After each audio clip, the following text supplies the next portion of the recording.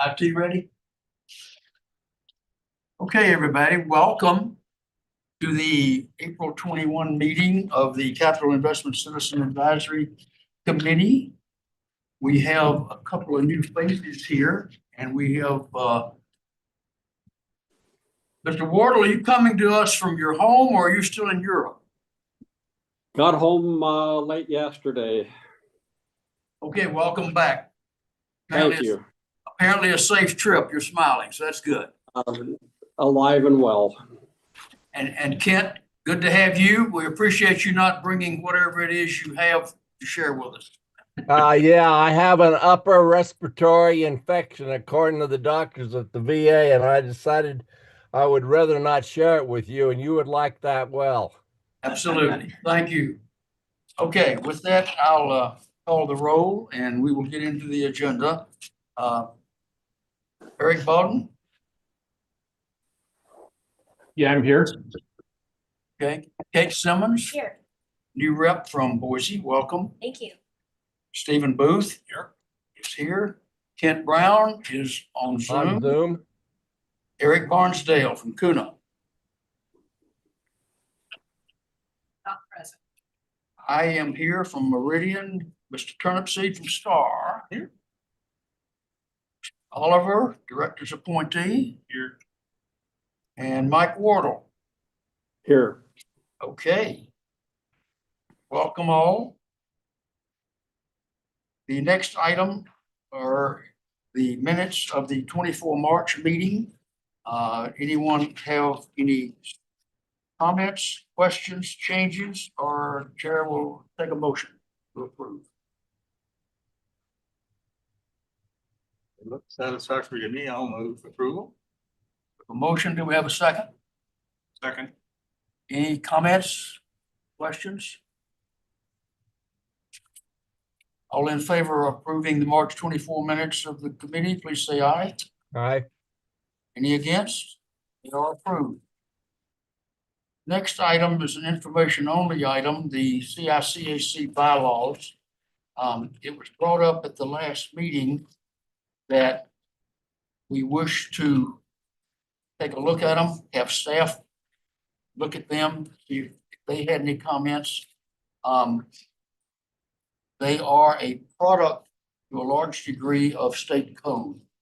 So there are certain things in there that we cannot mess with. There are other things that we can probably tweak if we'd like to. And Megan, you've been the one to take on that job. Yeah, And I will turn this over to you. perfect, thank you. I do have some things highlighted in here that's mostly just cleaning up some language. Like if you go to 4.4.1, it references the Deputy Director of Development and Technical Services. ACHD has had some reorganization, so that title doesn't exist anymore. So, and then down in 4.4.3, it talks about the ACHD Board Secretary, who used to be the secretary of this committee as well. And now we have 3 in serving there for us. So there's just some little things like that that we'll clean up on our end so it makes sense.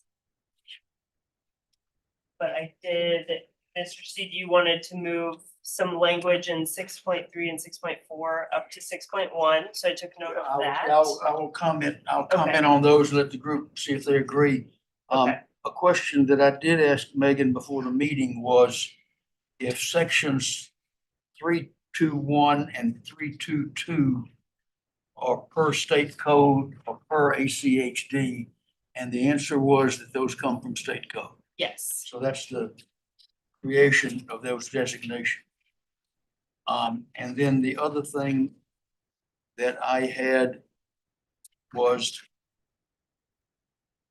the Article 6 paragraphs look to me like they could stand cleaning up. By that, I mean to take 6.1, which talks about regularly scheduled quarterly meetings, and then drop down and add to 6.1 the second sentence in 6.3, that the schedule may be canceled, changed, or revised by the director or by call of 5 members of the CICAC. And then I would also add behind that 6.4, moving it up as the last part of 6.1. The special meetings may be called by the director or 5 members. So, and then renumber Article 6 to accommodate those changes. So those were the real things that I saw in here. Anyone want to comment on those or anything else that you saw that you thought ought to be looked at?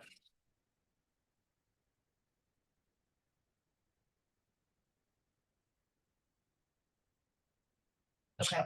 Silence is deafening. Yeah, Okay, so you picked those up? yeah, so Okay. I will turn this over now to our legal department. They have been working through the bylaws of all of the committees, and our committee is unique because it is required by state code, where the others are just advisory committees that the district has set up. So I will send it to them and see if there are things that they would recommend that we change. And once I hear back from them, we can put that on the agenda of a future meeting for approval. Okay. Why don't you do, if that works as cleanly as you would hope, why don't you put it on the next agenda as an action item? That'll put us in a position for you to go over it with us, and we can then recommend to the commission that it be changed as we worked it up, okay? Okay, great. And if you would give us at that next meeting, I don't know whether you want to do a red line so we can see the changes. Yeah, we can. do that. And a clean one as well, and we can see what we think. Perfect. I have one comment or question. Yes, sir. So as far as your recommendations for 6, 1, 2, 3, and 4, I'm fine with that. So, but I had a question, and this is maybe just probably because I'm new. And so I'm still getting my feet underneath me here, but just back to 3.1, the purpose of the advisory committee.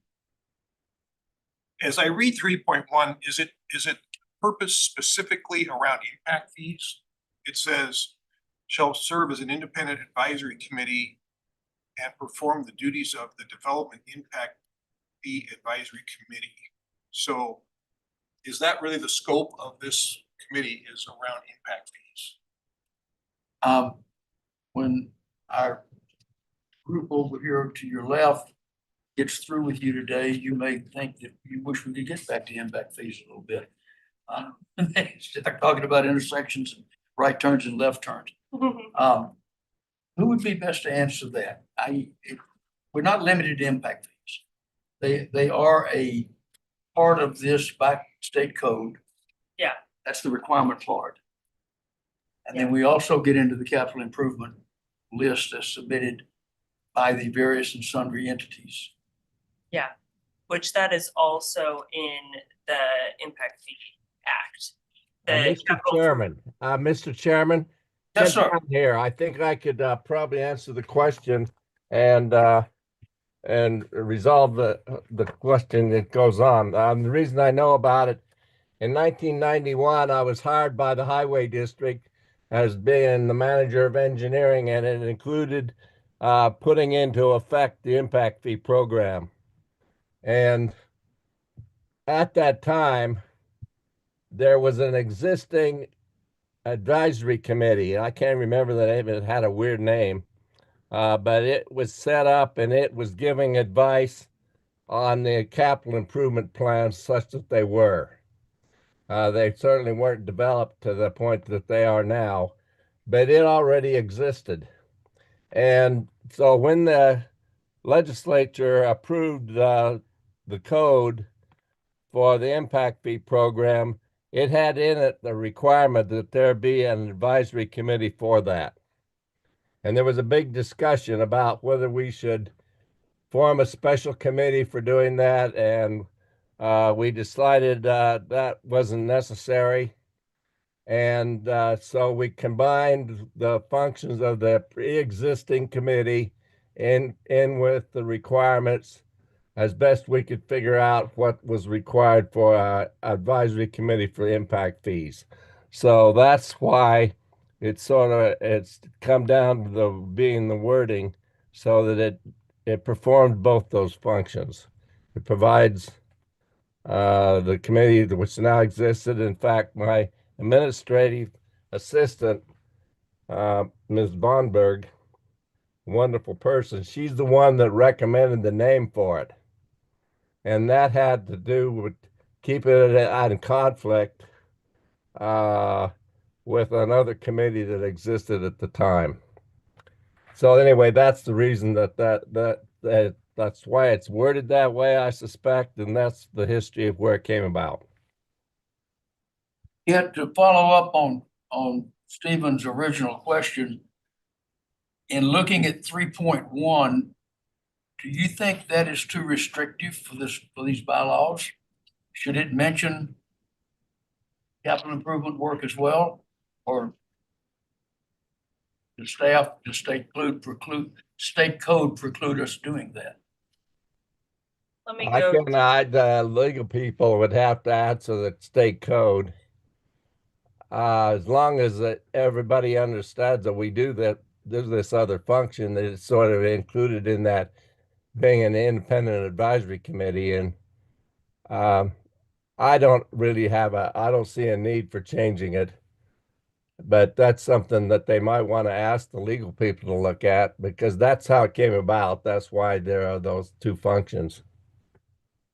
That section of the code specifically says the Development Advisory Committee shall serve in the advisory capacity and is established to assist the government entity in adopting land use assumptions, review capital improvement plans and proposed amendments, and file written comments, monitor and evaluate implementation of the capital improvements plan, file periodic reports at least annually with respect to the capital improvement plan, and report to the government entity any perceived inequities in implementing the plan or imposing the development impact fees, and advise the government entity on the need to update or revise land use assumptions, the capital improvement plan, and development impact fees. So it's, You asked. What I'm hearing is a broader definition than just impact fees. Yeah, it is, And that's what's in. the yeah, code. those roles which pertain to us, what we actually adopt as our ultimate impact fees. So by having that section of code reference, we are including this longer list without making the bylaws lengthy. Got it, understood. I'm certainly not suggesting all of that going to 3.1. Right, and I'm not either. But why don't you make a note to ask legal If we should to expand look at that. 3.1 and look at what you were reading from Okay, and see if 3.1 could stand a little tweaking. Mr. Yes, Chair. sir. So actually in the bylaws, in our Article 10, it states all those statutory duties and responsibilities, just as they were, as I read them. yeah. Yeah. Mhm. Okay, So There we go. it is within your Sorry. bylaws and script. Well, so maybe a reference in 3.1 to 10. Article 10 would have helped. Maybe that would be the easier way to do it, right? Okay. Because I get your point. I saw that, just didn't make a point of it. And just one other follow-up on this, it's kind of the same idea. So we're an advisory committee. Who are we providing advice to? To our commission. The Ada County Highway Highway District. Commission.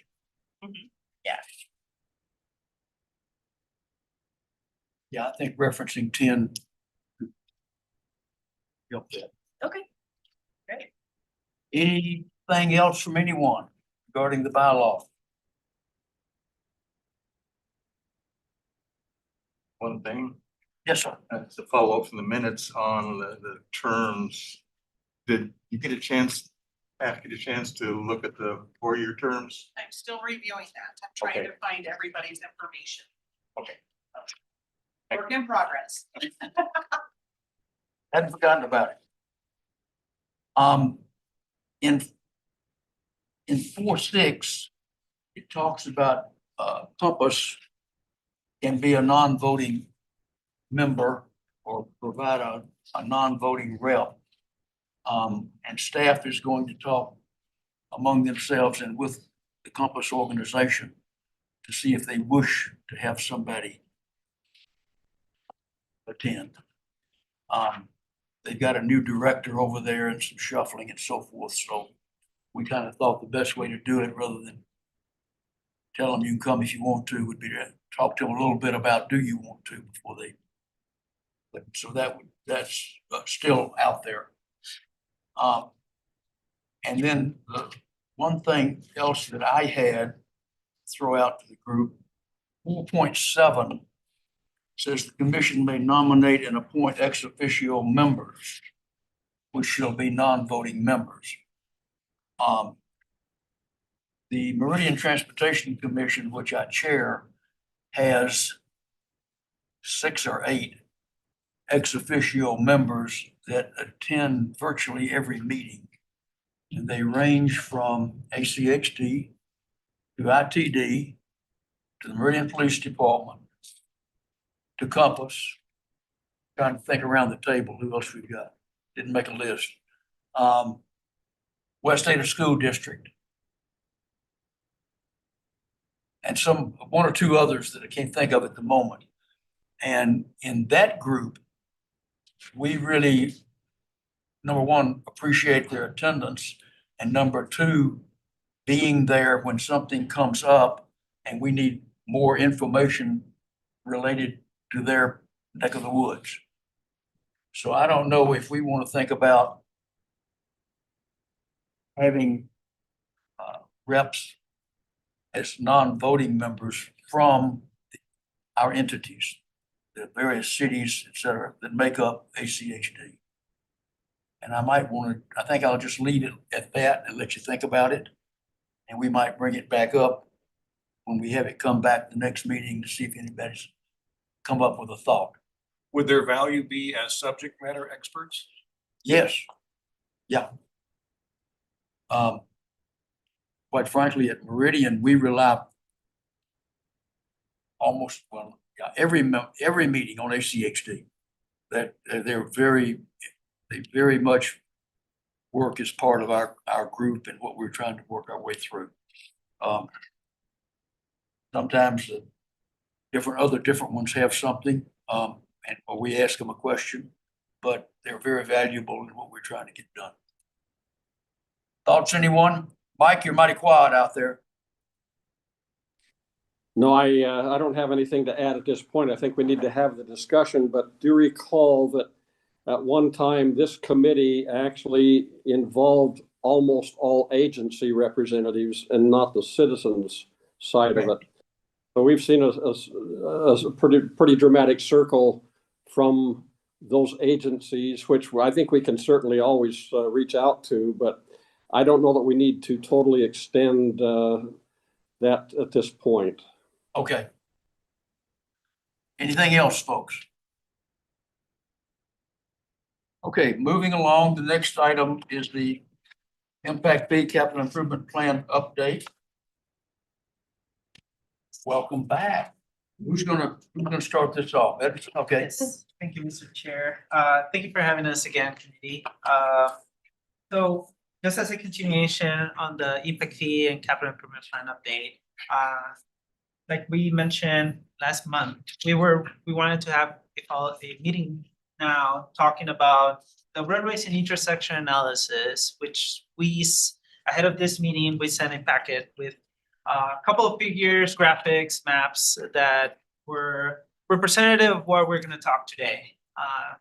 Our consultant, Kittleson, Sonia Delayden, and Mark Heisinger will be the lead of the presentation, but just wanted to add into this introduction some of the expectations that we're hoping to get from this meeting, which will tie to that statutory duties and responsibilities from the committee, which is the adoption of the land use assumptions.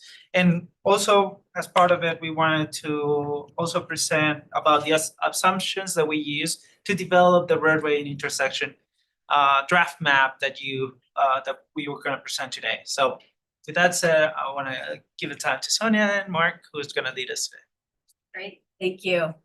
And yeah, thank you to the committee for having us back again. I know this is a quick turnaround since the last meeting, but think we're finally at the point where everybody's been waiting for almost for the past 2 years, where we're actually talking about what are the projects that are going to go into the capital improvement plan. So today we'll present an overview summary of just the analysis process we have gone through in order to develop both the roadway and the intersection projects.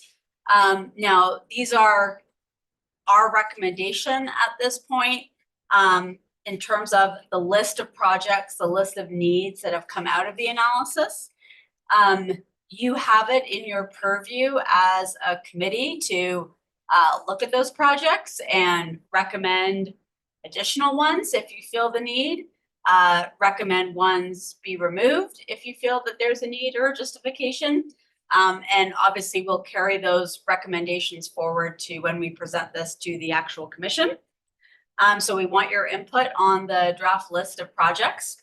And then we'll talk a little bit about where we go from here in terms of next steps.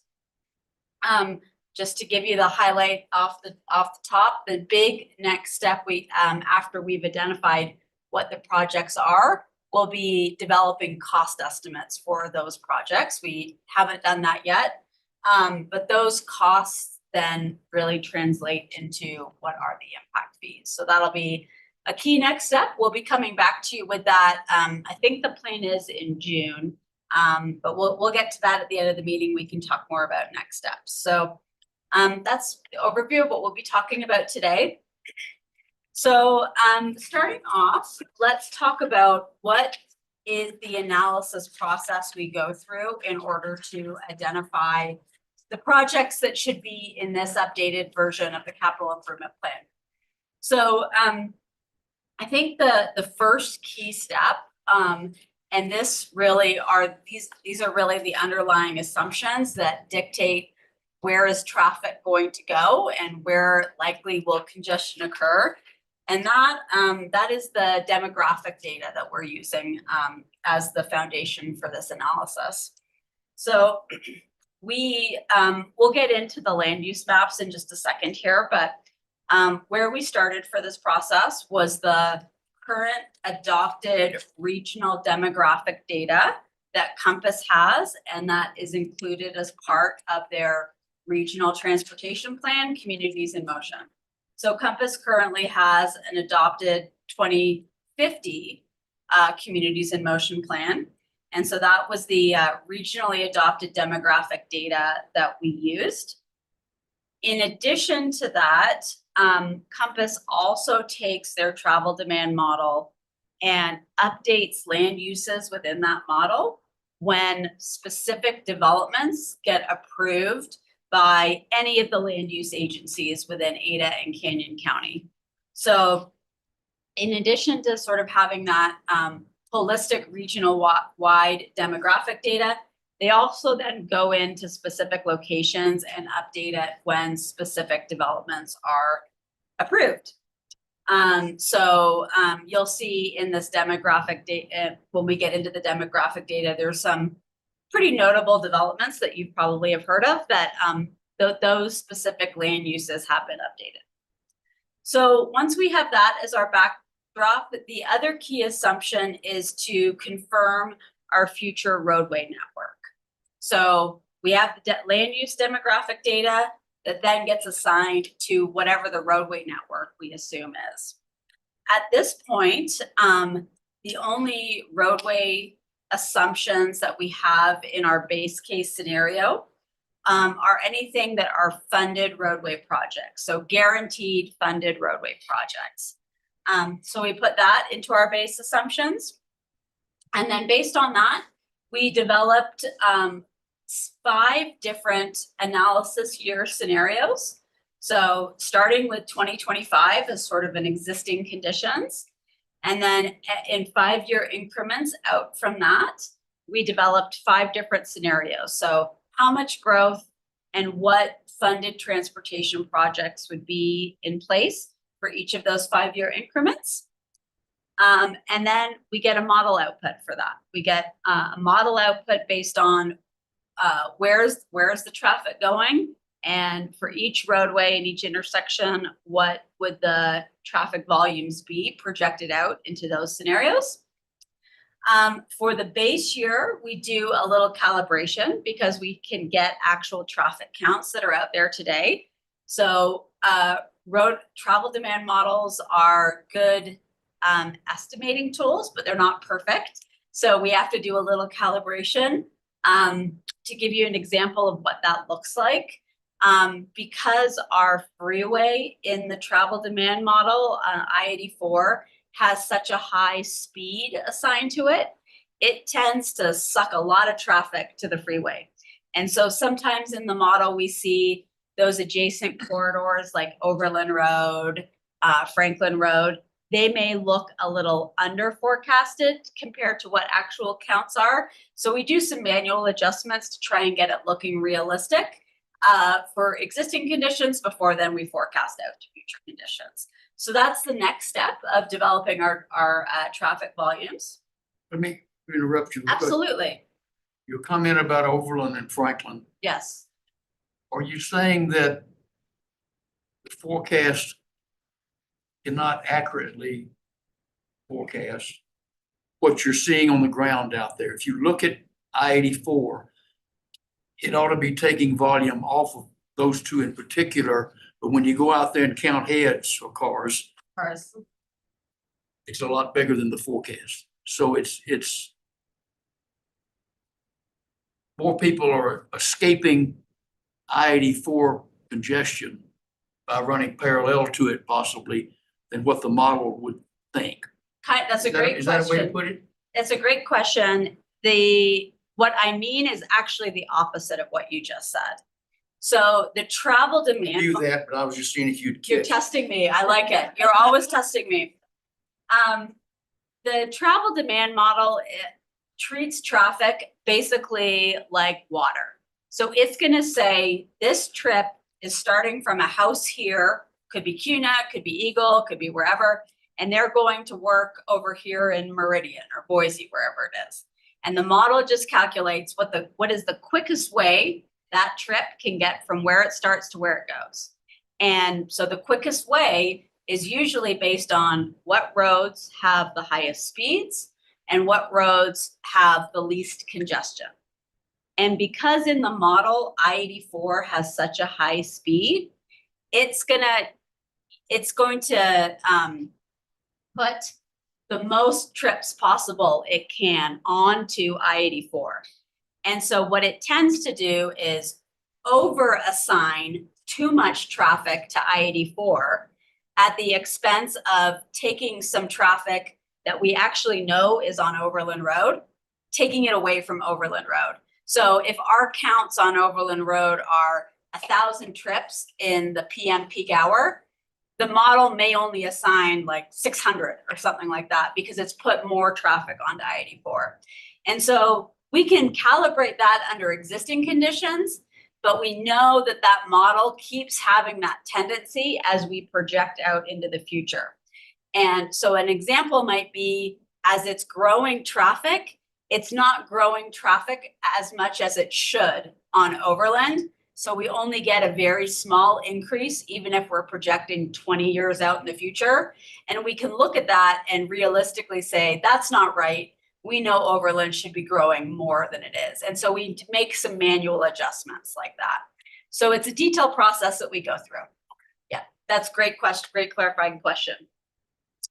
And so once we have those traffic volume forecasts, we go through and do the actual analysis. So whether it's for roadway segments or actual intersections, we take those volumes, regardless of whatever year they are, and we compare them to ACHD's adopted acceptable standards. So you'll remember in some of the previous sessions that we had, there's a lot of information in the Idaho Code that capital improvement plans and impact fees need to be based on whatever the adopted acceptable standard is. And so ACHD has that for both roadway segments and intersections. And so we compare those volumes to whatever the adopted standard is. And if it's above the standard, or if it's exceeding the standard is probably a better way to say it. We know we need to identify a project at this location. In the future, this location is going to need a project. So that's the process overall that we go through. And now before, we'll move on and get into the details about the demographics, about the project locations, but wanted to give you that high level overview of the process. So maybe before we move on, any other questions about the process we go through overall? Okay, great. Okay, so let's go back to the demographic information, because as we talked about in your previous agenda item, this is important. You as a committee do need to recommend adoption of this demographic data. So like I said, we started with Communities in Motion 2050. It's the regionally adopted demographic data set that all of the member agencies within Ada and Canyon County adopt through Compass. How that happens is those land use agencies, whether it be Meridian or Napa, or Caldwell, Boise, they work with Compass to say, here's how we're going to grow in both households and jobs, and here's where we're going to grow. And then Compass compiles that for the entire region and adopts it into that regional plan. So all of that information has sort of come up from the local land use agencies. Like I said, Compass also updates that information when key developments are approved by the land use agencies within Ada and Canyon County. So you'll see in those demographic maps, there's some key developments that have recently been approved by various agencies. Murillo Farms is a key one in South Boise. Falcon Crest is in South Meridian. The Micron expansion, all of those have been put into the updated into the demographics for both jobs and or households where appropriate. There's some other ones. We just kind of noted some of the biggest ones there. And so what does that result in? So we see over the through the 2050 horizon, we probably unsurprisingly see quite a bit of growth in our region. Quite a bit of growth in Ada County, Star growing significantly, CUNA growing significantly, Boise growing more moderately, although there is still quite a bit of job growth focused in Boise. And then Meridian also having some significant growth in both population and also some significant job growth as well. A question, and if it's too much in the weeds, just tell me so, and I'll talk to you after the meeting. Okay. How can Ada County rural be at 250% when I see 1,000 house subdivisions going into Meridian? Yeah, great question. So, And I'm sure Eagle, and the other incorporated communities. Yeah. And I do know at least Meridian is what I call checkerboarded. There's a lot of rural Ada County within the confines of Meridian. It's from my living up in north central Idaho, it's like the Nez Perce Indian Reservation. Mhm. That piece of dirt is Indian owned, that piece is not, that piece is, and so forth. yeah, great question. Yeah, and then said Megan, feel free to Yeah, chime in the here, but 250, the 250 threw me. yeah, those percentages are not a percentage of the regional growth.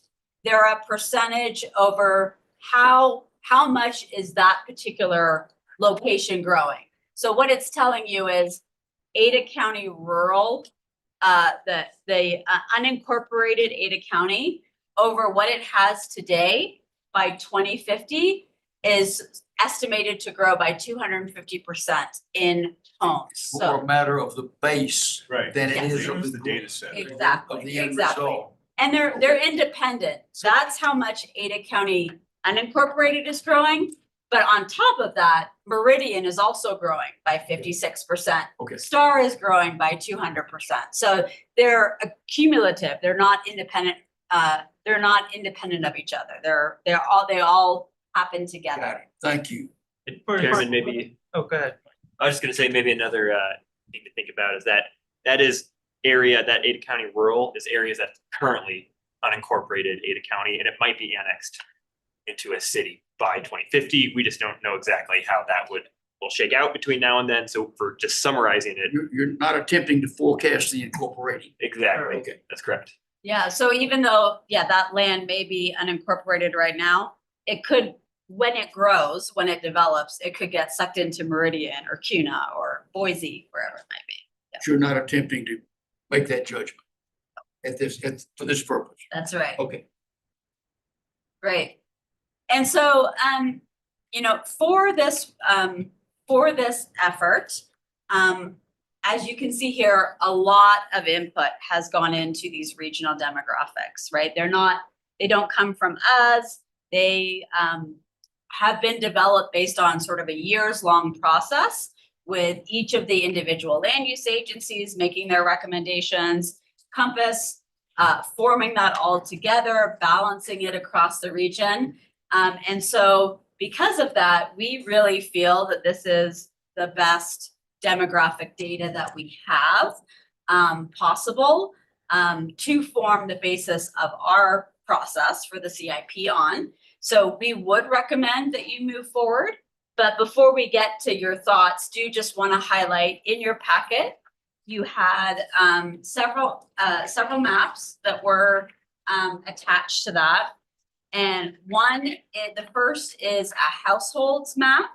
So this graphic shows where that regional demographic data for Ada County, at least, has allocated new households. The darker the parcels here means more households have been assigned. So you see quite a bit of growth up there. I don't know if I've got a pointer here or not, but quite a bit of growth up there in Star at the very top of the map.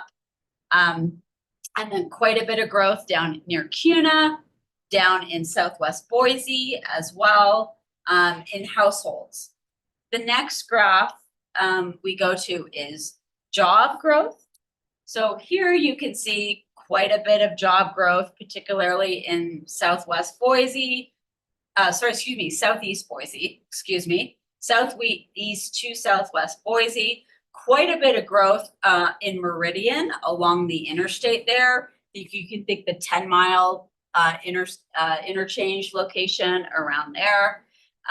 Still growth also up and down the new State Highway 16 corridor as well there.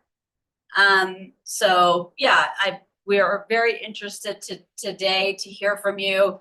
Questions about these maps, questions about maybe particular developments that you are aware of, to know are they or are they not included in this, or any other questions that you have before you feel comfortable as a committee that this is the most reasonable demographic data to move forward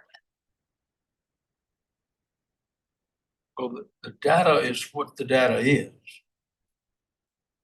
Unless some of it needs tweaking like your Overland Franklin I-84 need. That's correct. So Yeah. is any of this call out the need for yes, but? Or is it pretty much pure right out of the data source?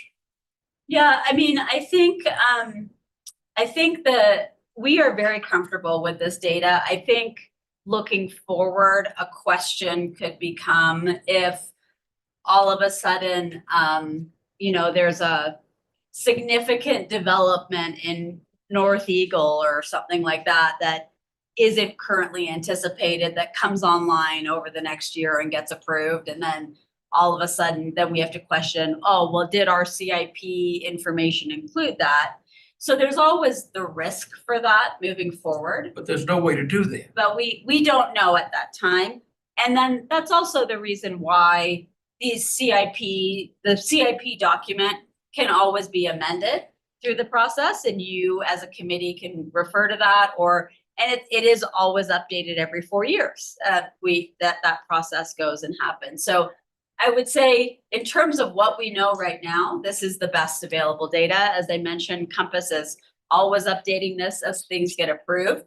I think that the future is always a little unforeseeable, but we have processes in the future to deal with that at the time. Micron, I kind of understand. But over the last couple of years, there's been talk or news or something about some large job development in Kuna. Is that, has that happened? Is it going to happen? And if it is it in this data? Yeah, Christy might be the best person to respond to that. So Christy, let me know if what I'm saying isn't correct, but CUNA has recently approved, I think it's 2 or 3 projects. One is a large data center for Meta, the Facebook, Instagram people. So while it's a very large development from a building standpoint, they actually don't have a lot of people working there. It's a big building that stores computers and cloud computers to store all your data when you upload your pictures to Facebook. So it's a big project, but not a whole lot of jobs. It's not hundreds of people working there. I don't know the exact numbers, but there's a few people. And then there's a few other, they've approved a couple other industrial projects down there. So there are some jobs forecasted, and you can see those actually right beside the CUNA logo and to the south there. It's around Cunamora Road, things like that. So they are showing up there, not to the same extent and the same number of people as the Micron employment. Yeah. Christy, anything you would add? Okay, that's great. And Okay. I mean, the Compass output might not be completely accurate, but it at least is showing that it's there. And Chairman, you'll see this when we look at the projects, but we do see more projects being triggered kind of in that southern area than we did in the previous CIP. So for example, there's one on Cunamora Road that wasn't in the previous CIP. So you are starting to see trips from those future developments affecting roadway needs more so than in past CIPs. I have a governance. Yes, question. ma'am. Thank you for this presentation. I'm having a hard time understanding what it is that we are approving. Is it the process, or we're approving the presentation of this to the commission? Is that what's happening today? We've been waiting for that too. But it seems like there's an action item. It's approving this data to then be presented to the commission. That's what we're doing today. That is correct. Per your bylaws and per the state code, as part of this CIP and traffic impact fee process, this committee, one of the roles this committee plays is to make recommendations to the commission. One of the specific things you need to recommend to them is if using I guess in this case, it would be the 2050 Communities in Motion demographic data is what you agree should be used as the base assumptions for the CIP development. Thank you. Yeah, no, great As clarification. opposed to anything else. As opposed to making up something different, yes. Yeah.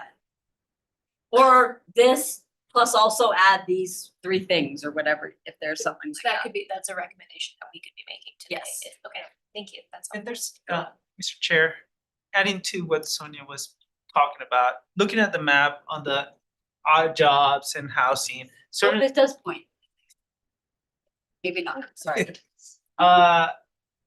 looking at these 2 maps, looking at where the density is happening, does this align with what the committee is expecting for this CIP update? For example, looking at this area, looking at the growth projection on STAR and CUNA. Obviously, you don't have the fine details on the numbers, but looking at the color coding and seeing how density is distributed, you can make an assumption like, yeah, this seems right based on our knowledge or what you spoke with the CD that you represent. And households in the jobs, similar feeling, like you see Micron on that area by thorough way where it's becoming a little bit more, it's already dense by the job population factor there, but it's even spreading a little bit more into that eastern region of by technology way, for example. And those are just brief examples of things that we would expect the committee to discuss today and see like, does this make sense in general? And should we move forward with that? John, you had something? Yeah, I just had a clarification. I think I asked this question before. I realize you have to stay with the county map, but the Compass data looks at Canyon counties and some of the trips coming into our area. It absolutely does. Yes, that's another benefit of using Compass's regional travel demand, because it really is regional. It doesn't assume the world ends at the Ada County border. So we know there's not only development happening in Ada County, but Napa, Caldwell, all of those areas are also growing. And those areas do come into Ada County to use our transportation systems to go to work or shop. And so while we don't have that growth shown on this graphic, we focus this graphic on how is Ada County changing. When we get to our traffic volume forecasts, they also include the growth that's happening there and how much of it is using our system. Want to Yes, confirm that. great question. Yeah. And just to add a little context to, when it comes to the state code, that is for any impact fee anywhere in the state. And we're privileged here in our area because we do have Compass that collects all this data for us at a very high level. So in my personal opinion, your decision's easier, but I've worked with some more rural areas of the state where they didn't have anything to go on. So they're just looking at the census data. They're putting it together the best they can if they have consultants or city staff that are presenting that to them. So that's why it's in the code, because we do have good data that we can rely on, but the code is for everyone, not just us. So sometimes it's a little bit of writing notes on napkins and putting it together. So just to explain why that's your role. And Some of them are saying, well, we know we've grown this percent for 10 years, last 10 years. Anybody have an idea what it's gonna do next? And they look at each other and say, well, I think. But yeah, here we've got hard data, or yes. as best can be put together. If I could just speaking on behalf of the city of Eagle, Yes, if you could go to the slide that says households. yes. I think and again, I'm not sure the source of the data that we're looking at, but there's a significant downtown Eagle development plan that's going to significantly add households to living in that particular area. So I'm a little surprised to see that it's projecting not much growth there. And again, I don't have the plan in front of me, so I don't know exactly how many households they're projecting, but I know it's not gonna be just kind of like this. It's gonna be dramatic. And so I guess I would like to see a little bit of a dark color there in what represents downtown Eagle. And And I don't know if that would be the 251 to 500 or the 501 to 1500, but if you could look at our website Yes. and just look at our strategic plan, there is a section in there for downtown Eagle. And I think you'll see a pretty significant change in households, other than just kind of a linear, what would be kind of a natural. growth Yeah. pattern. Okay, and we can also ask Compass too.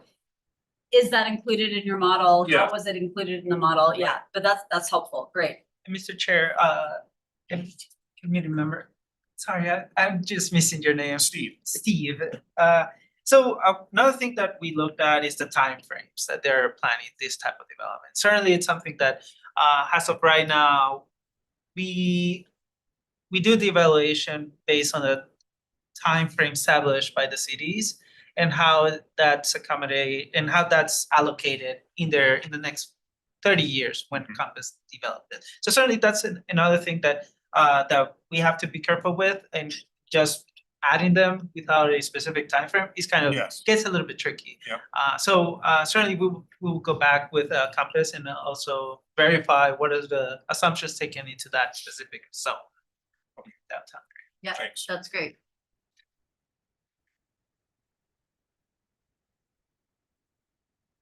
Okay. So Chair, yeah, maybe before we move on to projects, I don't know if you want to ask for the committee as a whole, if this is what, if they are comfortable, maybe, you know, pending an investigation on that comment. And This is something they're maybe the comfortable with. Eagle thing is that geographically, it's not large enough to turn up on this little, go get me a magnifying glass map. Possibly, Could be. but if you're gonna check with them. Yep. And I think it would be good if we can go ahead and act on this before we get into the next. Okay. So, anything else from you? Appreciate you bringing that up. Well, we have people from different areas. And have you gotten enough of an answer to your question to have some clue of what we think we're doing? Good. I'm caught up. John, Happy. I think you've got consensus. Hey, Kent and Mr. Wardle, any comments from y'all? I certainly would agree that the way to go is what they're recommending. I don't have any basis on which I would question what Compass is coming up with. And Mr. Chairman, I agree. I used to serve on the Compass Demographic Advisory Committee, and the data is the data. We may see some things happening on the ground that might suggest differences, but until they become reality, that would be speculative. Okay, so y'all are okay with it as well? Yes, sir. You don't need a formal vote, do you? Is consensus good Yeah, enough? it's an action item. It's an isn't it, action right? item. Yeah. So we do need a formal vote. Yes, Okay, then please. we would entertain a motion and a second to approve the presentation of the regional demographic household and jobs data pending a check with Compass over the question raised about downtown Eagle. Mr. Chairman, Mike Wardle, I move for approval as presented. Okay, Mike, I'll take you as the motion, and Mr. Turnipseed also made the motion, so I'll take him as the second, if that's okay. All in favor, say aye. Aye. Any opposed? There you go. Thank you. Wonderful. All right. So based on this demographic data and how all these new households and jobs will travel around the region, we then took those traffic projections to identify projects. I'll emphasize again, the projects that we identified have not been screened at all right now. This is just what strictly has arisen based on future demand versus future capacity, and the acceptable levels of service that have been adopted by ACHD. So as we assigned all this traffic, we had even a slide for your official motion and I didn't even go to it. I apologize. Before we did this analysis, we did have to establish what is our baseline transportation network. So what does that network look like? And again, what we added to that network is what is on the ground today, plus the projects we know are currently funded. So these are projects that are funded for construction sometime in the near future, or even under construction already. And so we broke those down into what we know is already funded for ITD facilities, because as we talked about previously, what happens on ITD facilities does impact ACHD's system. So we won't be making any recommendations for projects on ITD facilities for this process, but what they have in place impacts what's needed for ACHD's system. And then we highlighted what are the known funded projects on ACHD's system. So this list is what we assumed as background roadway projects on ITD facilities. So widening project on 2026 from Canada to Eagle Road. A widening project on 44 from Star to Linder Road. The Highway 16 extension from I-84 all the way up to State Highway 44. that is still expected to be completed by 2027. And then we also included a project on State Highway 16 from Beacon Light to 44. There has been some developments conditioned with widening that last remaining section up to Beacon Light as well. And then finally, a project on State Highway 69, an extension of 69 from Cuna Road to King Road. So these were the known funded improvements on the ITD system that were included as sort of background conditions in our analysis. I thought 69 was longer than that. I thought it started at Overland and went south. Yes, well, That's the extension. it is just extension Yeah. that they have been evaluated that goes from This is Cuna. not the upgrade of the No, current, it's the, okay. Because that is not yet funded yet. From Overland down to Cuna Road is not yet funded. Thought it was in design. They have completed a concept study for it. I think they are currently updating that concept study, Okay. but ITD does not have dedicated funding for it at this time. So they have done public outreach. I think it was back on September 2024. They presented a lot of it. There's a public comment out now. Yeah. Right, Yeah. so they continue to do that engagement and establish timeframes because as of right now, they don't have a set day for this construction to happen. So it is hard for us to say when that's gonna happen and projecting it correctly into the model. So right now, we're focusing on the items that there have been some advancement with it, like Cuna Road and King Road, which is a project that the city of Cuna has been doing some environmental studies already, some advanced reviews and on that specific location. Okay, Okay, and then on ACHD's system, so first, we assumed that there would be overpasses at Linder and 5 Mile. Second, there have been recent updates to the master street map for some arterials in Meridian. So we incorporated that in the analysis that Locust Grove, Meridian Road, and McMillan Road could go up to 5 lanes if the need warranted based on the recent master street map update. let me stop you. Yes. My understanding is ACHD's current plan is McMillan will never go beyond 3. It was until, when did you go to commission? Yes, so last, Maybe- Did we get that changed? Edinson took care of it. Is that for a us. yes? Right, so I don't the know that we've actually been told. the direction that commission gave on regards to many of the arterials is the preservation of right of way, focusing on allowing the space to be available whenever that 5 lane comes in. We haven't changed the plan number of lanes. But the goal is we continue to preserve the roadway and the needs are coming up, we are able to construct those 5 lanes. Yeah, when Meridian heard that ACHD's position was McMillan was 3 lanes, period. We asked that it be reserved in the future and, right of way to be able to go to 5.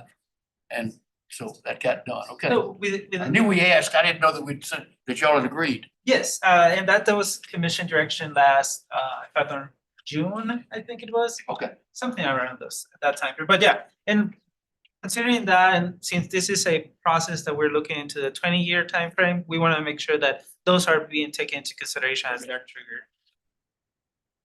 And then sort of a series of extensions that have been on the master street map and shown on the master street map. We assumed all of those as in place so we could see how and when development, those were needed based on the development patterns in and around those areas. On the Overland Road extension, that's to the west. Correct, yes. That's the connection of Overland to Airport Road, 10 mile to airport. Airport Road. Yeah, That, it goes, yeah. Mhm. And what width are you looking at on that? Or does that may or may not be pertinent in this discussion? What's That's- coming up next? yeah, but I will wait. just for you to know, it's a 5-lane section. Okay, so with these assumptions in place as to what our future roadway network will look like, we then did that evaluation and compared future volume projections to what the roadway needs are, so the roadway capacity. And at the roadway link level, it resulted in these projects identified. So I know it's small, so I apologize for that. You did get it emailed to you as well if you need to go back and look at anything, but you can see on the screen here, these are where all the roadway projects are identified. So the projects that are in green, whether it be a dash green for a new roadway or a solid green for widening an existing roadway, those are all projects to widen to 3 lanes. Essentially 1 travel lane in each direction plus a center turn lane. And maybe I'll just clarify. So this is the culmination of all roadway projects through 2045. This graphic doesn't break it down by the year in which they're triggered, but by 2045, all of these projects were triggered. The yellow, orangey yellow, is roadways that are needed to widen to 5 lanes. So 2 travel lanes in each direction plus a center turn lane. And then the pink, which you can see kind of focused on Overland, Franklin, Linder, a little bit on Linder, is that right? Yeah, Linder, and State Street. Those are roadways which the traffic volume projections trigger the need to widen to 7 lanes. So 3 travel lanes in each direction plus a center turn lane. And you're not considering intersections where you will have the need for in future right-hand turn lanes or whatever the case may Yes, be. This is just the This is the base, roadway itself, the base but roadway. intersections can be different. They can have additional lanes, and we'll get to that. That's the next map, or the next conversation. This is sort of the base roadway section in between intersections, correct? Yeah.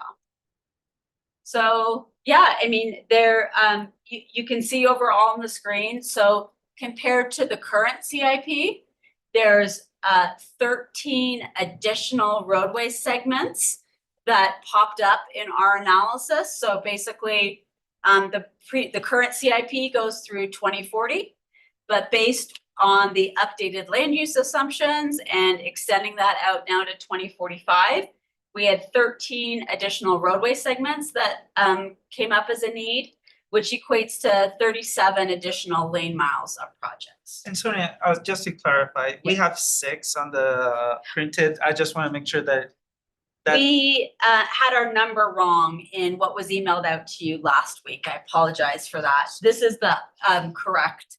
We had the lane miles correct, but just the number of segment projects we had off. it should be from that 6, 13 additional segments. Yes. So it's about an 11% increase in the number of roadway lane miles compared to the current CIP. Which, as we'll talk about moving forward, these are what's going to lead to the project costs, which will eventually lead to the impact fees, but. Let me ask a question and embarrass myself by not knowing it. How does this relate to the integrated 5-year work plan that we go through every year? Great question. The two have to be close, distant, if not close cousins of some sort. Close cousins is a great way to describe it. Yes, Do you want to answer that? Yeah, absolutely. So the 5-year plan, so generally speaking, so we program the next 5 years within the 5-year plan, what we call it. And we use a lot of the projects are identified through the capital improvement plan, which is our 20-year range project plan, to start identify when are those projects needed. We do a lot of work with our partner agencies, so we engage with the cities to identify what projects. Get down into more detail. Exactly. So from that perspective, the capital improvement plan, it's at a higher level, and then we go. This is into the more umbrella. detail.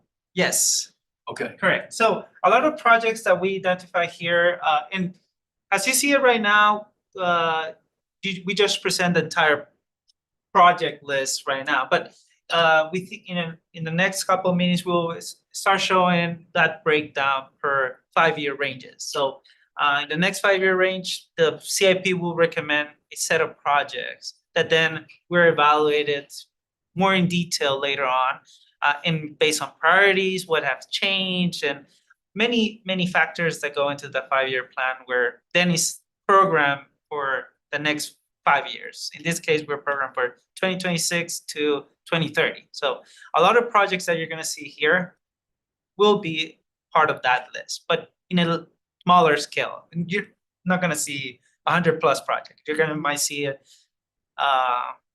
10 to 15 10 projects or roadway projects or so in the next 10 years. Oh, something like that. Yeah.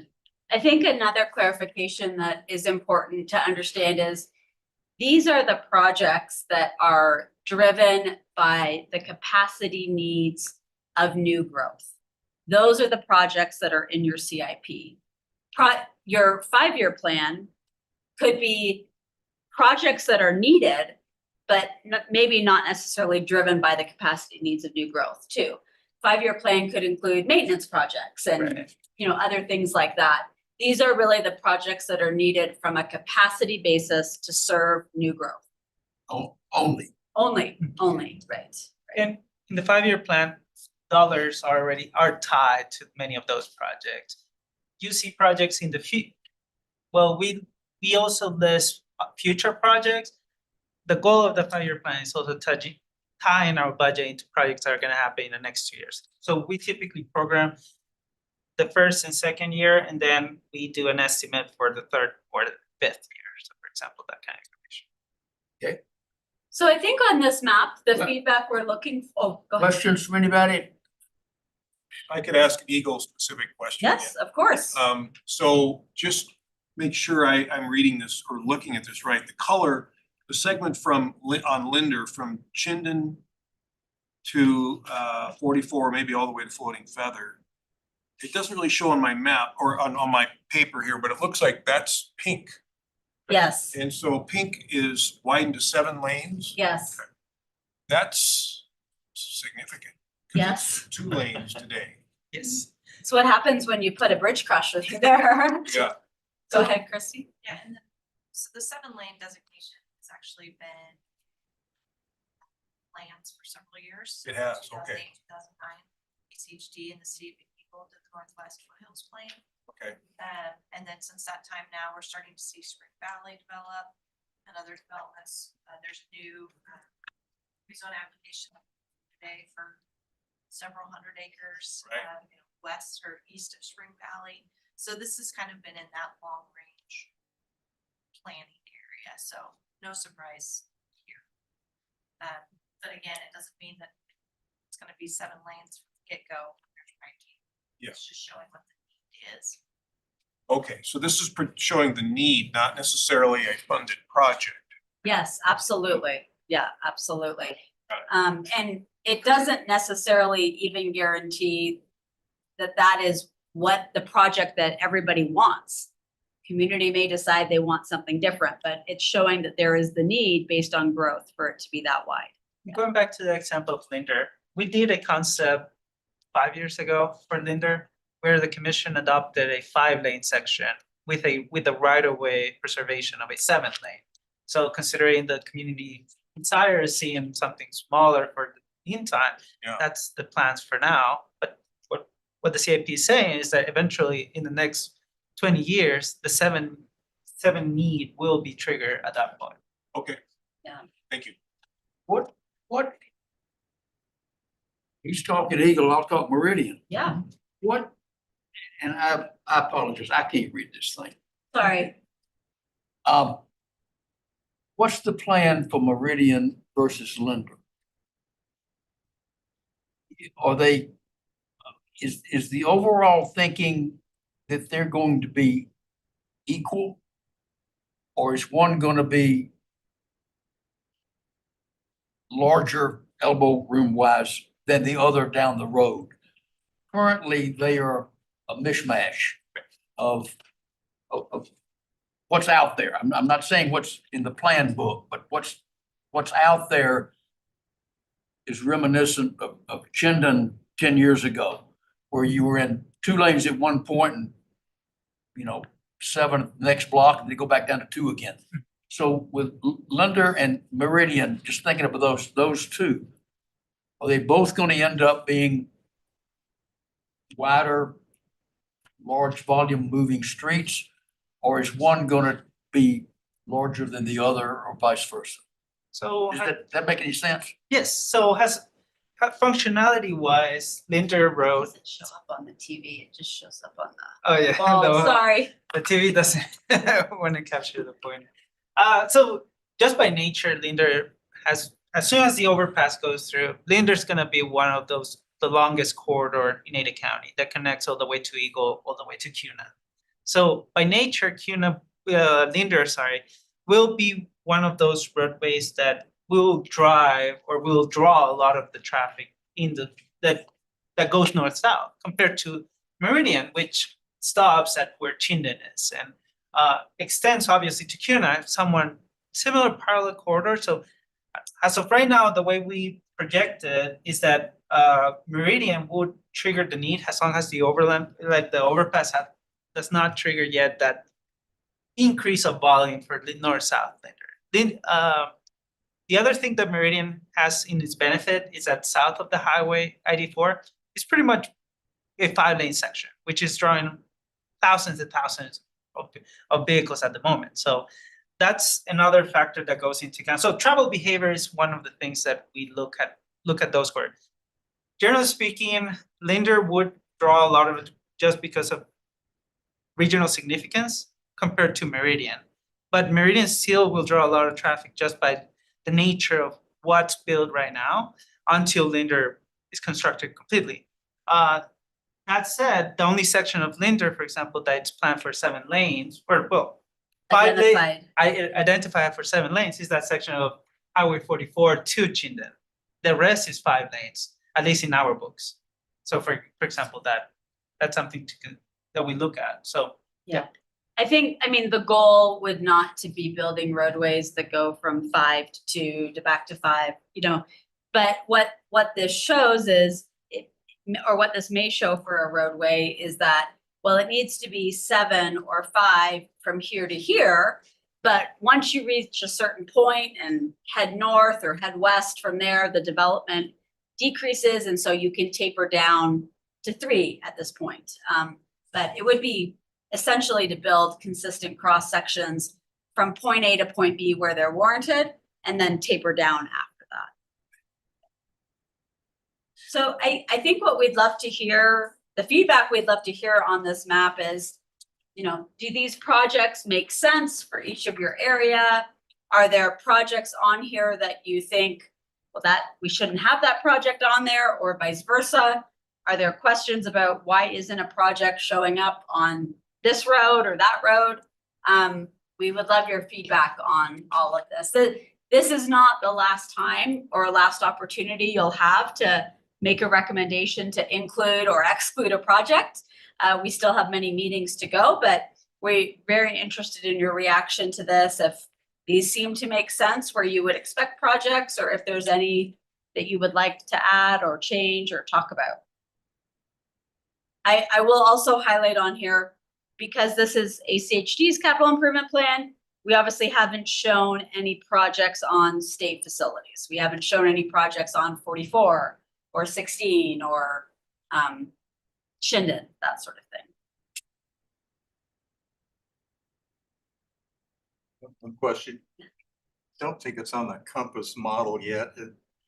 there's been a discussion with ITD about having another highway north of Star to go from 16 all the way to over to 84. That's not in the compass model yet, is it? That's correct. It's not in. Thanks.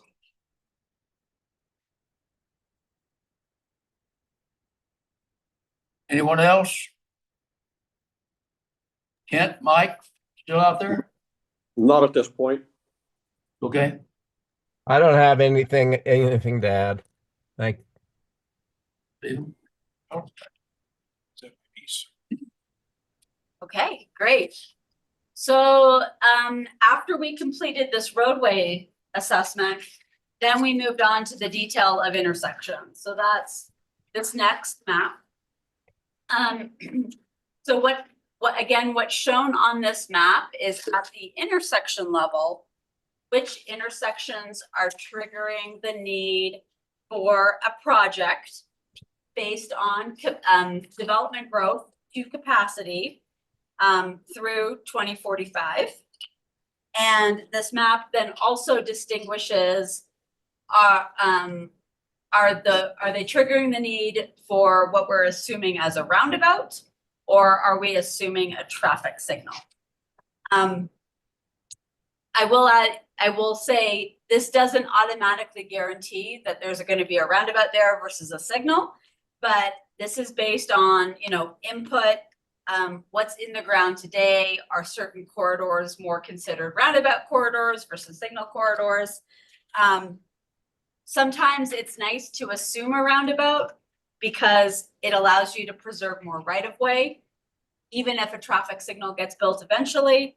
So this isn't guaranteeing what might be built, but at this time, our best estimate about what likely will be needed, what intersection type will function best at these locations.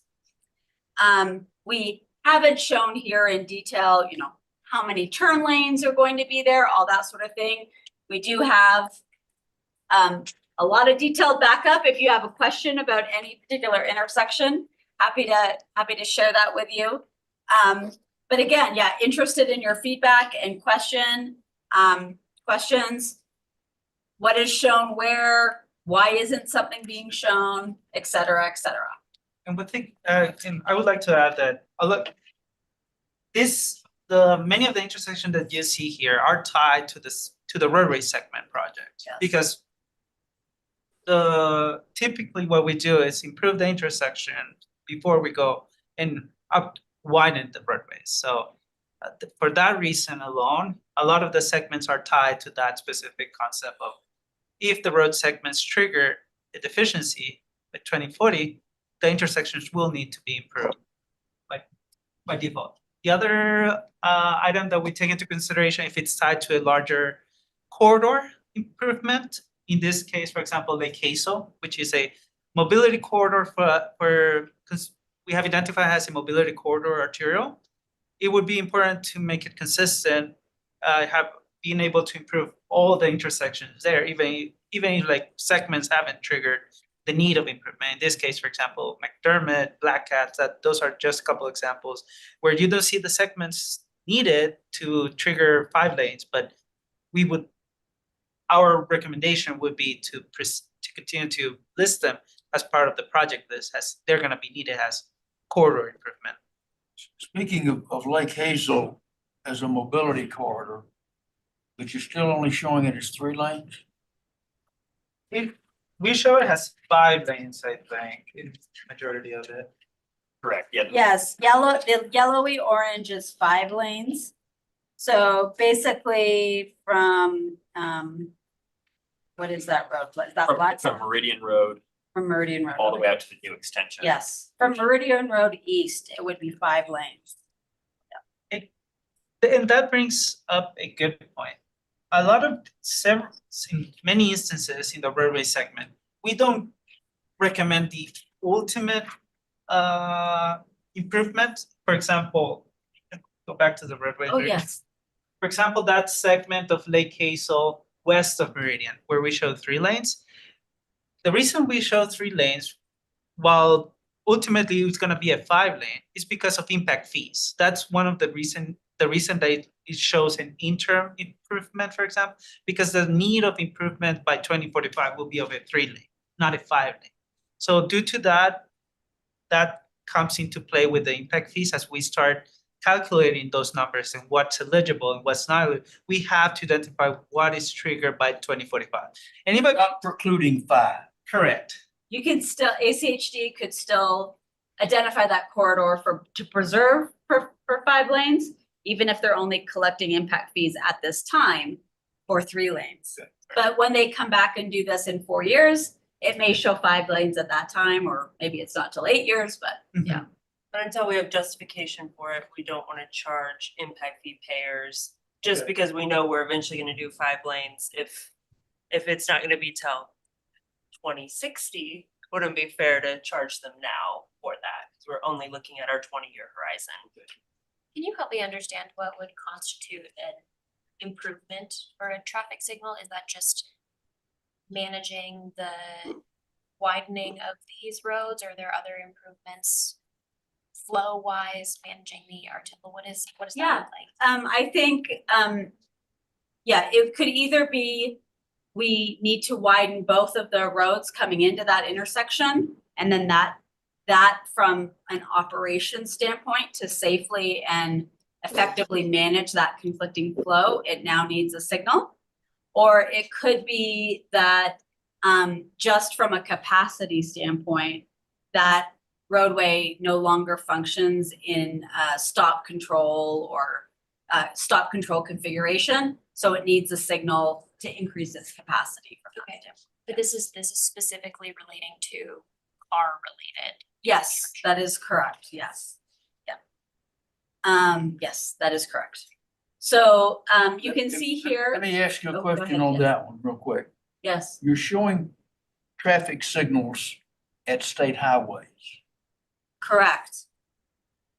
You're impressed So that you're so I caught sharp that? at identifying these things. Well, I can see the state highway little Yes. symbol there, so I can tell about which street that is. Yes, So what, you said we weren't doing state highway. yes, You're doing traffic signals at state highway. correct, because And I'm not AC saying you shouldn't, but yes, and that is because ACHD's streets intersect with state highways, and we identified the need.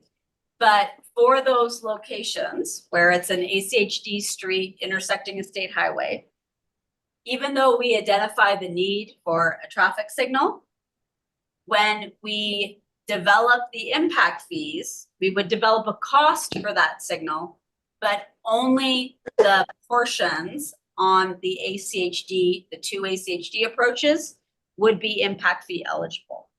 So ACHD would not be collecting impact fees for implementing that entire project. They could only collect impact fees for the portion that they own. And implementing a signal at that location in the future would have to be done in partnership with ITD. and quickly, physically, how do you do an intersection like that? Is it a matter of who wants it first, and therefore ITD is gonna bid and build That's a great question. and pay for their portion, and ACHD will just send them a check, or mechanics of it without too much detail? It could be that, it could be the opposite, where ACHD is saying, we are doing this and we're doing it now.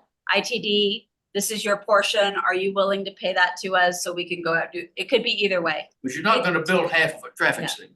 Yeah. You're gonna do the whole. You're gonna do the whole thing at once. It would be an intergovernmental partnership, one way or the other to get it done. So it depends who gets there first. This is Kent Brown here. Let me make a comment that might enlighten us a little bit on this. I think it's a great example because it's going to be done in the next sequence on State Street. But if you look just above Garden City, you'll see a purple dot there. That's Glenwood and State. It wasn't so long ago, and maybe it still is, the second busiest intersection in the county. That is an intersection where 2 legs are Ada County and 2 legs are ITD, where it comes in. You come in on State Street and go south on Chinden. I mean south on Glenwood. And so that's a good example. And that one is already in planning and they've already got a concept for how that intersection is going to be done, and it will. So they've been talking together for a long time about when that can be done and who's responsible for what part of it. Yep, great It's example. probably, and trust us, it's gonna be better. Well, I think they got a good plan for it. It's gonna be sort of a intersection with several legs, gonna like they do at Veterans. And if you go to Veterans, there were a lot of naysayers, but Veterans turned out just exactly like the traffic engineers predicted. Worked great. I think one thing I'll highlight for the group is what's in that call out box there to the bottom right. So if we compare this to the current CIP, so our analysis did identify 34 additional intersection projects compared to what is in the current CIP. So quite an increase in terms of the number of intersection projects identified over this horizon year. Question, I don't understand how the data would show on Canada Road, we've got 2 stoplights. But you're feeding into Highway 44, but no stoplight for Highway 44. Seems like something's not right there. We've got stoplights leading to that, or feeding into a major highway. Yeah. That's a good catch.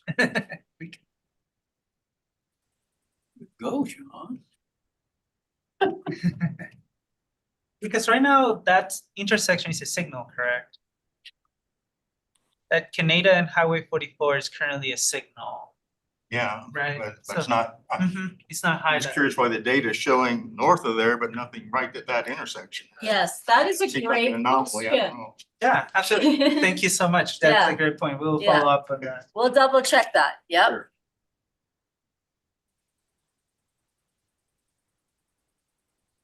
Anything from anyone else?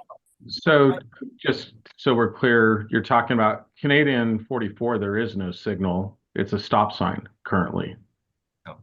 Yes, So why aren't we identifying the need for a signal there? Because more than Yeah. likely, yeah, Okay, we will and then double check that. if you're feeding it with stoplights, it seems like you need to stop. I don't know. Yeah, no, I- great, good I point. believe it's on the CIP that Middleton and Canadian Highway District have. So maybe it's just kind of getting it in alignment with that, but that only covers kind of their half of the Yeah, cost. so even that leg would be, Kind of unrelated to this project, but just for Yeah, I your know. reference, yeah. Yeah, no, that's a great point. and we can always check ITD's plans for that section of Highway 44 going west of Sunrise. Yeah.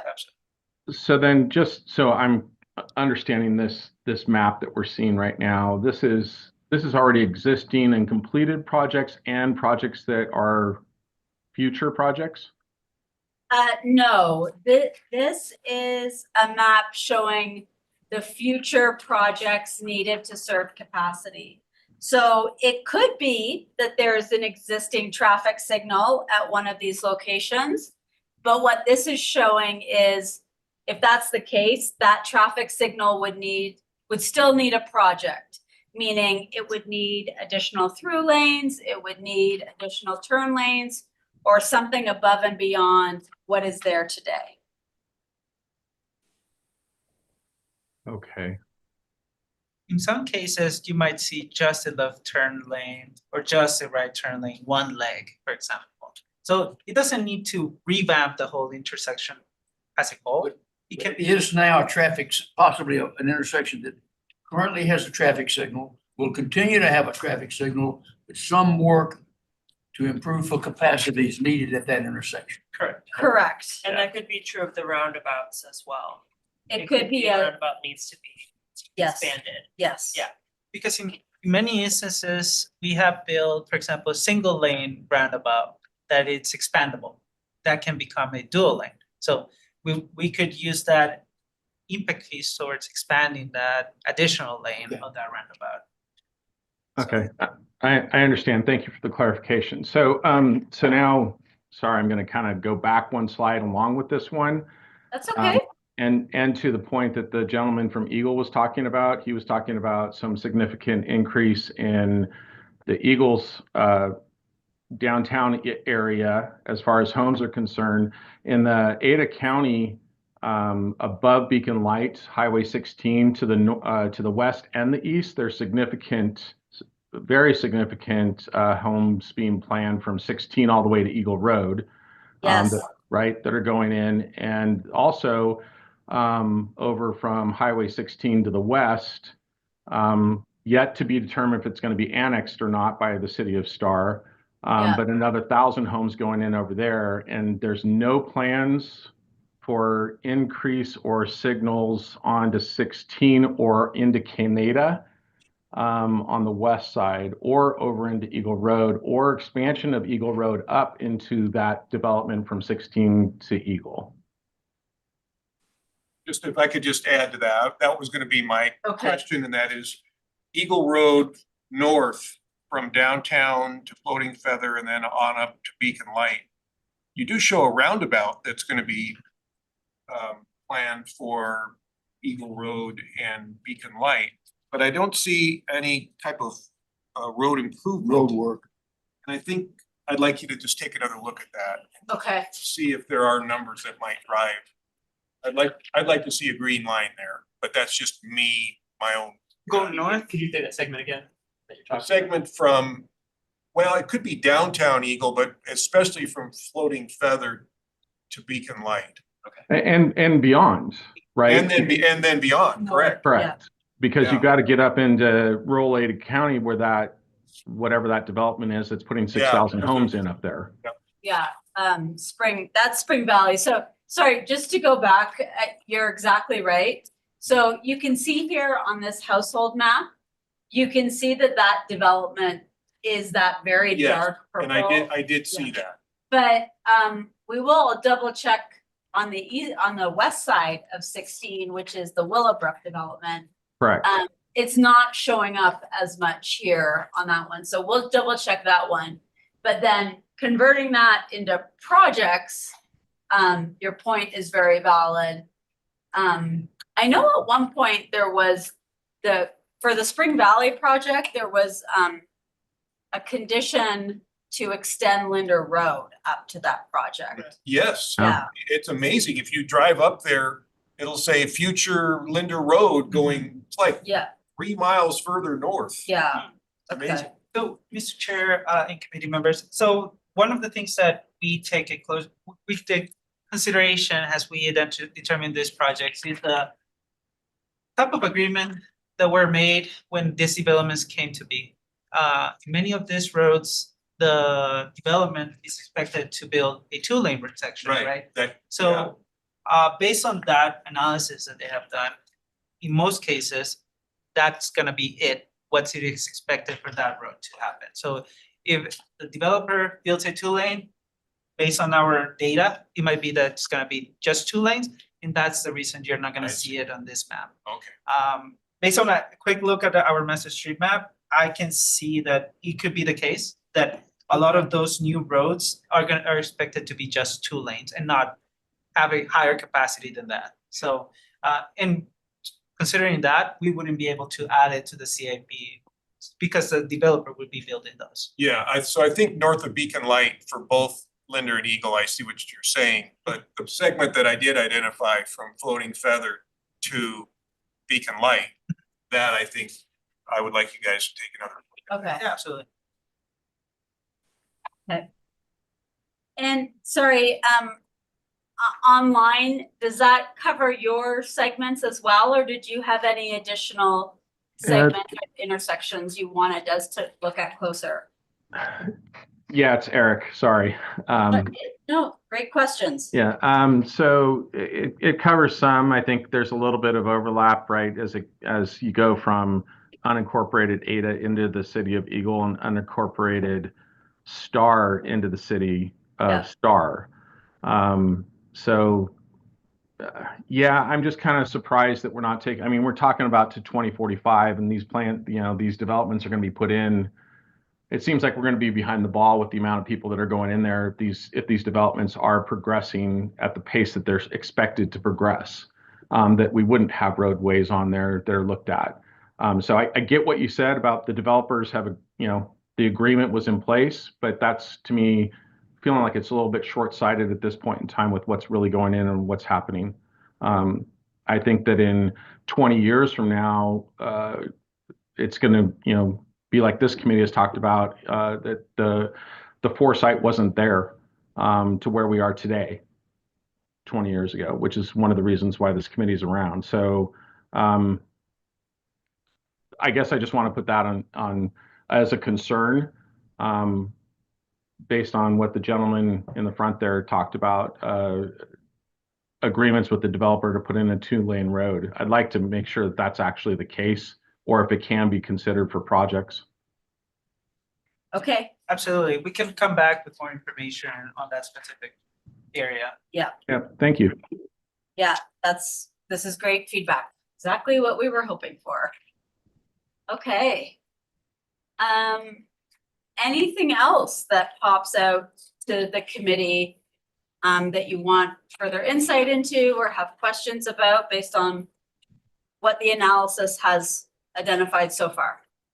Easy question. Yes. What's the breakover point between roundabout and traffic light? Volume, level of service? So it can be, but it can also be non-capacity things because both can have equal capacity, depending on depending on how the volumes are distributed across the approaches. So the determination for a roundabout versus a signal could also be something like, is the corridor overall being planned as a roundabout corridor versus a signal corridor? Sometimes I think the most important thing is, as you're going down a roadway, you don't want, this intersection to be a signal, then a roundabout, then another signal, then another roundabout. So like South Eagle Road is a great example. That's a corridor that has been planned. So for Eagle Road from the interstate down, that has been planned as a roundabout corridor. Others, Ustick Road, that now is being planned as a signalized corridor because that was determined to be the best treatment for that corridor overall. So it could be a capacity. It could also just be more of a planning decision as to what makes the best sense for this corridor. Yeah. Years ago, I heard that a four-way stop was most practical if the volumes from all four directions were roughly equal. Now, that was from an engineer that may or may not have known what he was talking about. Because I don't know the answer. I'm not saying that's right. I'm just, that's what I heard. Yeah. And whether that's right or not, is that type of thing come into play with John's question Yes. about traffic signal versus roundabout? It does. I will update that information to say, so traffic signals give you a lot of flexibility in terms of how you meter the traffic, right? Because you can time a signal to give so much green time to these approaches and so much to the other approaches. And so traffic signals, I would say, would be more desirable. And they're the only one that can. A four-way stop can't do that. And a roundabout Roundabout can't do that either, Okay. right?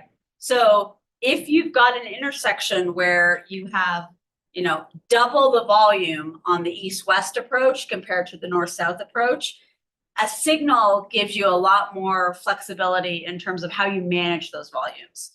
Roundabouts, Or if it changes during the day. or if it changes during the In day. the morning commute, it etc. goes, Yeah. okay. And I would say roundabouts, if you've got much higher demand on, say, the north-south compared to the east-west, what you end up having there, roundabouts, you have to yield to get into them. But once you're into them, you don't stop. And so in that case, it may not be the best solution because you'd have all this traffic north-south, and then your east-west people would be waiting to yield forever. So they may not operate as well if you have unbalanced demand for that.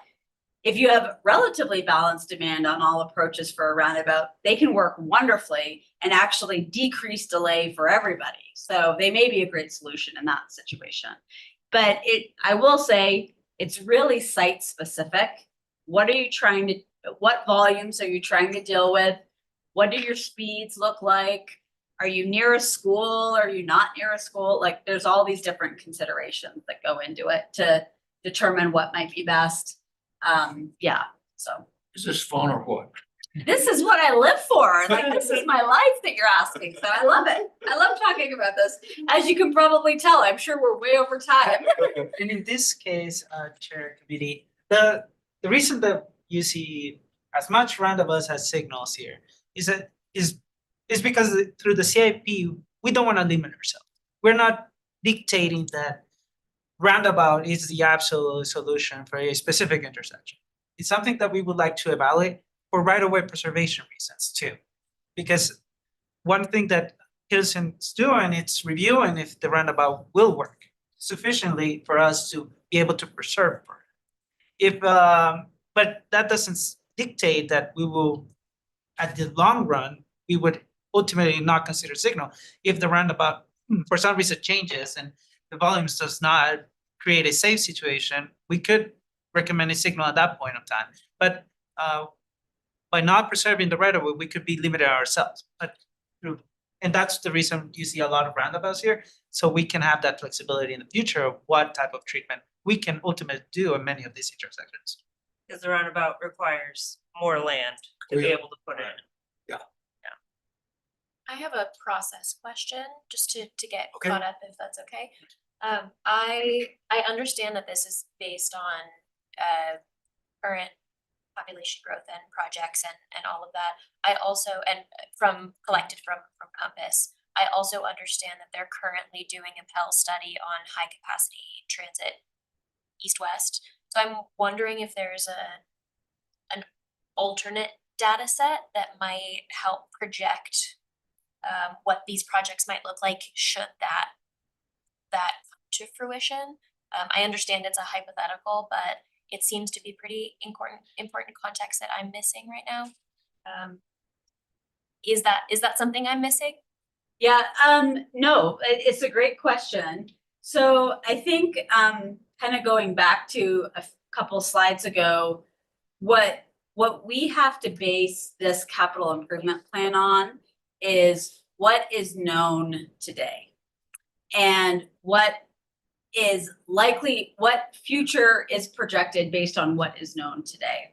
And so at this time, the region currently doesn't have adopted, we will build high capacity rail, adjacent. Or bus. Or bus, although it High does have, capacity. it does have a few locations. So for example, this does assume high capacity bus transit on State Street, because that is factored into the long range plans right now. Okay.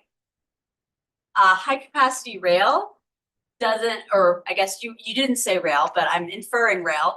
A high capacity rail or bus or something like that down the center median of I-84 or adjacent to I-84 isn't in a currently adopted plan at this time. So as such, that's not factored into our estimates right now. Okay. But ACHD does update this document every 4 years.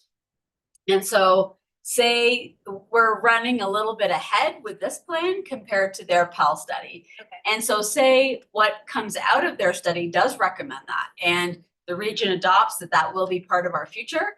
Great, the next time ACHD updates this plan, that will be factored in at that time. It's just not at this, for this foreseeable. We're not there yet. We're not there yet, yeah.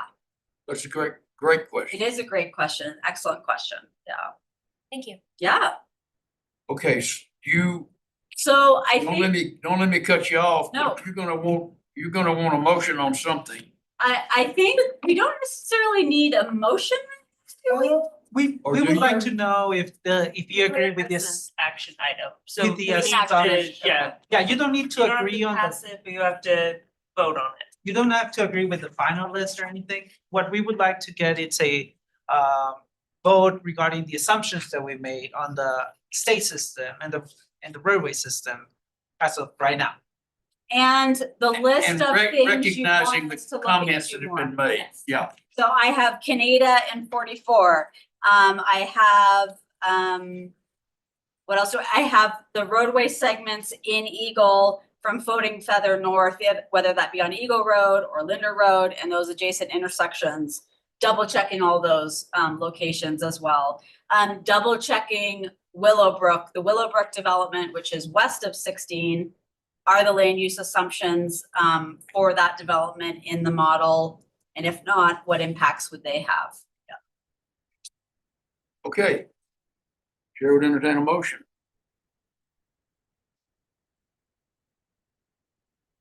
I can move that we accept the roadway and intersection projects as amended. Assumptions as amended. Yes. Will that do it for you? I think so. Is that good enough? I would second that.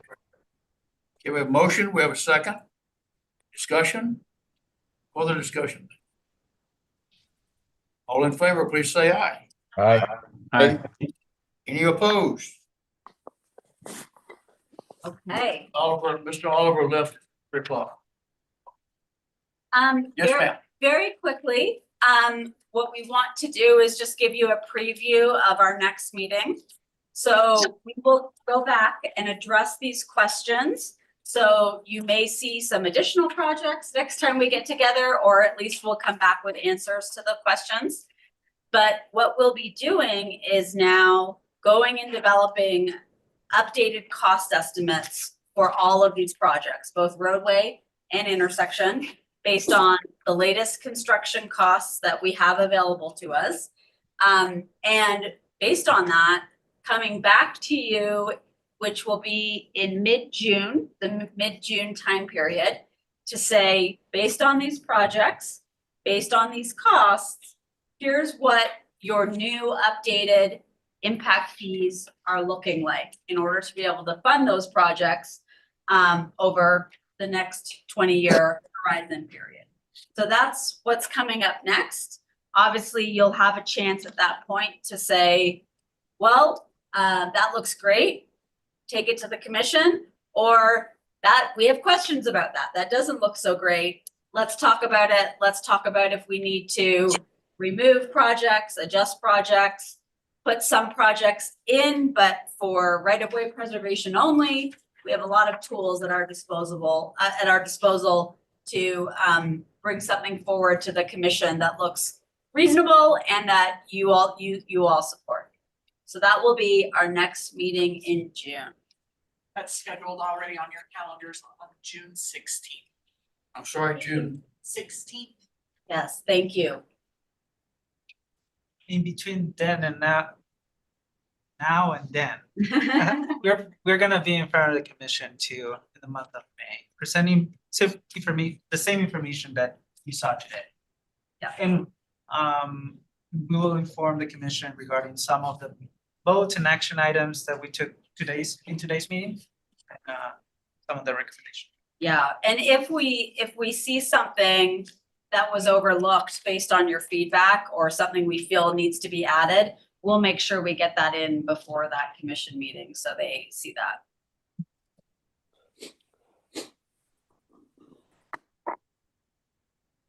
Thank you. Wonderful discussion today. Anyone else, anything else? Nothing for me. Yeah, Mike, glad to I'm have you. good. Kent here. Good job. Get Excellent. well, get well. Mike Okay, is- Chair will entertain a motion to adjourn. I will second the motion. No, you get to make the first. You make the motion. I make the motion. I move to adjourn. We have a second. Second. Motion and a second. All in favor, please say aye. Aye. Thank you all. Thank Maybe that you reflects very wrongly much. That I moved to adjourn on my first Yeah. meeting. That's how you got in the record.